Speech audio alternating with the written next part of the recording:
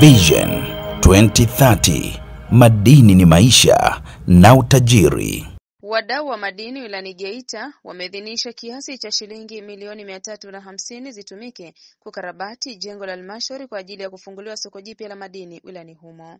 Karia Rajabu ni mkurugenzi mtendaji halmashauri ya Geita, amesema wadau wa madini wamekubaliana jengo hilo litatumika kwa ajili ya shughuli za madini wilayani Geita. Leo tulikuwa na kikao na wadau wa madini pamoja na afisa mkazi wa madini, ambapo ni kutekeleza azimio ambalo tulitoka nalo kwa waziri wa madini ndugu Anthony Mavunde, na kwa pamoja leo tumeafikiana kwamba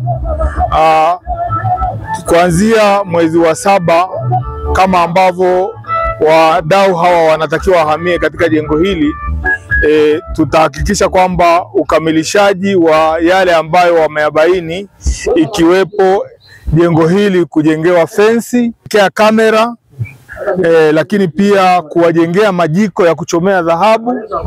Hayo yote tutatekeleza ndani ya kota ya kwanza ya mwaka wa fedha unaoanza tarehe 1 mwezi wa 7, na hivyo wadau hawa sasa watahamia katika jengo hili.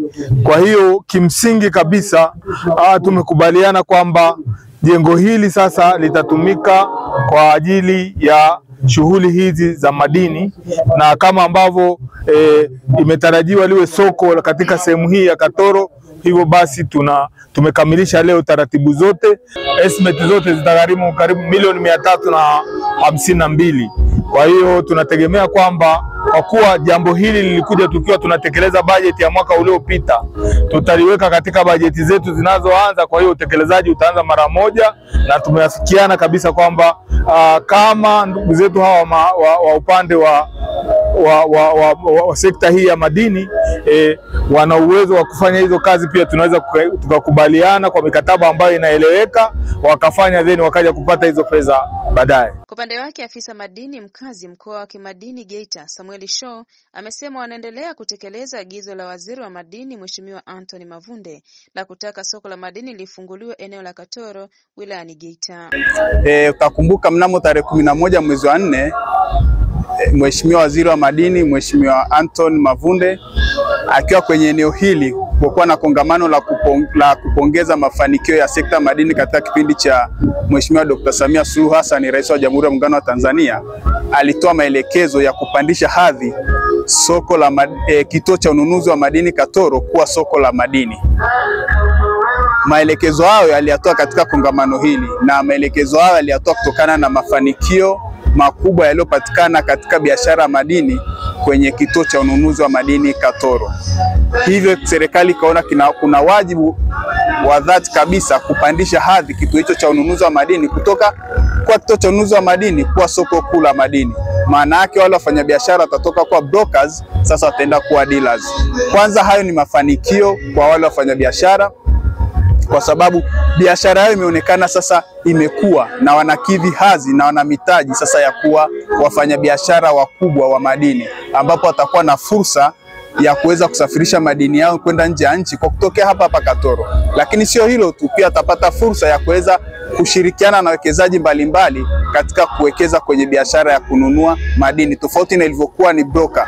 Ukiwa broker inatolewa kwa Tanzania tu, huwezi hata kupatana na raia yoyote yule wa kigeni katika hiyo biashara ya brokers. Lakini kupandishwa hadhi kuwa dealers, sasa wanaweza wakapata fursa ya kushirikiana na wawekezaji kutoka nje ya nchi kufanya biashara. Lakini katika utekelezaji wa maelekezo hayo ya Mheshimiwa waziri wa madini Mheshimiwa Anthony Peter Mavunde, tumeshakutana zaidi ya mara moja, na leo tumekutana ni mwendelezo wa vikao vya kujadili utekelezaji bora wa maelekezo hayo ya wafanyabiashara kuhamia hapa.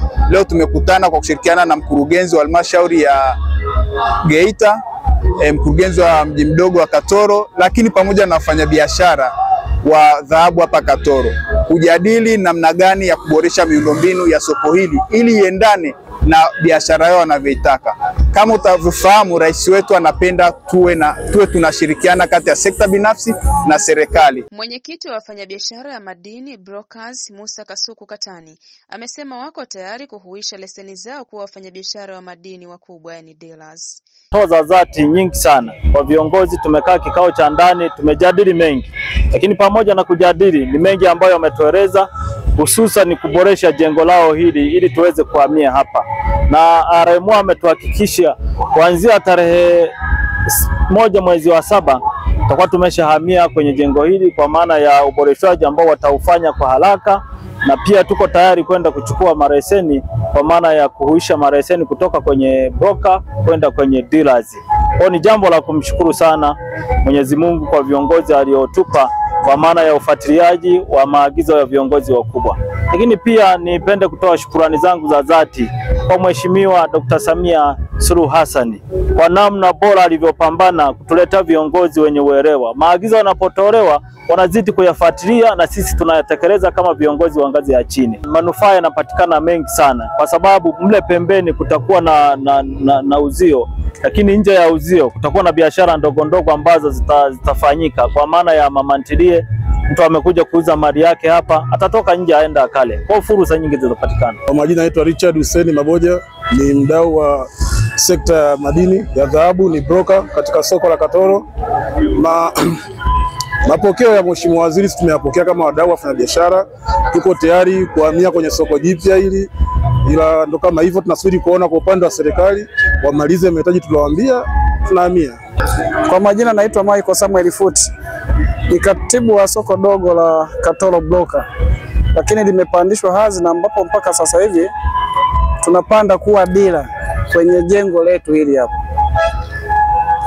Kwa hiyo tunashukuru kwa uwepo huo, kwa sababu tayari ni kwamba na sisi tunapanda kuwa madira, na sisi tuone kwamba tunaweza tukasafirisha mali zetu nje.